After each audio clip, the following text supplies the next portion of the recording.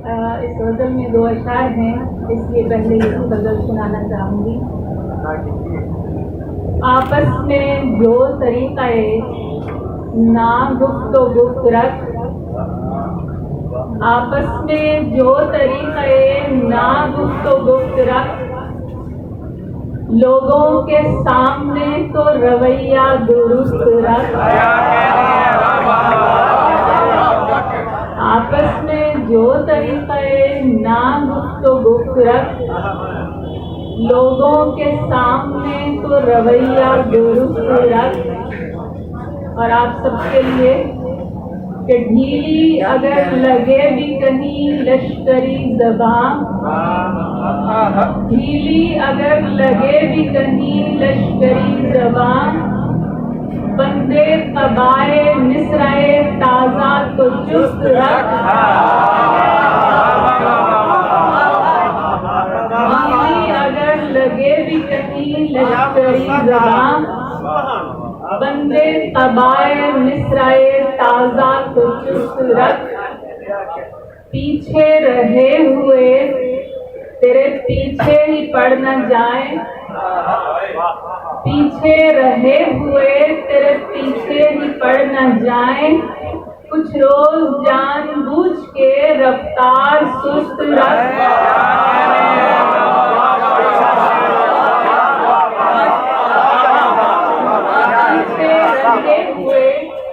تیرے پیچھے ہی پڑ نہ جائیں، کچھ روز جان بوجھ کے رفتار سست رکھ۔ بے مثل پختگی بھی ارادے کا عیب ہے، بے مثل پختگی بھی ارادے کا عیب ہے، کچا کہیں کہیں تو کہیں نیم پخت رکھ۔ آپس میں جو طریقہ نا گفت و گفت رکھ، لوگوں کے سامنے تو رویہ درست رکھ۔ ڈھیلی اگر لگے بھی کہیں لشکری زبان، بندے قبائے مصرعے تازہ تو چست رکھ۔ جس کو سینچیں خون پسینے اور آنکھوں کے پانی سے، جس کو سینچیں خون پسینے اور آنکھوں کے پانی سے، کیسے بنجر ہو سکتا ہے وہ اتنی آسانی سے، کیسے بنجر ہو سکتا ہے وہ اتنی آسانی سے۔ ایک بدن کا ہو کر رہنا جس ملبوس کو راز نہ ہو، ایک بدن کا ہو کر رہنا جس ملبوس کو راز نہ ہو، دھجی دھجی ہو جاتا ہے آخر کھینچا تانی سے۔ ایک بدن کا ہو کر رہنا جس ملبوس کو راز نہ ہو، دھجی دھجی ہو جاتا ہے آخر کھینچا تانی سے۔ تو بستی کے جس کونے میں روشن ہو میں راضی ہوں، تو بستی کے جس کونے میں روشن ہو میں راضی ہوں، میں نے حجرہ لیپ رکھا ہے تیری ہی تابانی سے، میں نے حجرہ لیپ رکھا ہے تیری ہی تابانی سے۔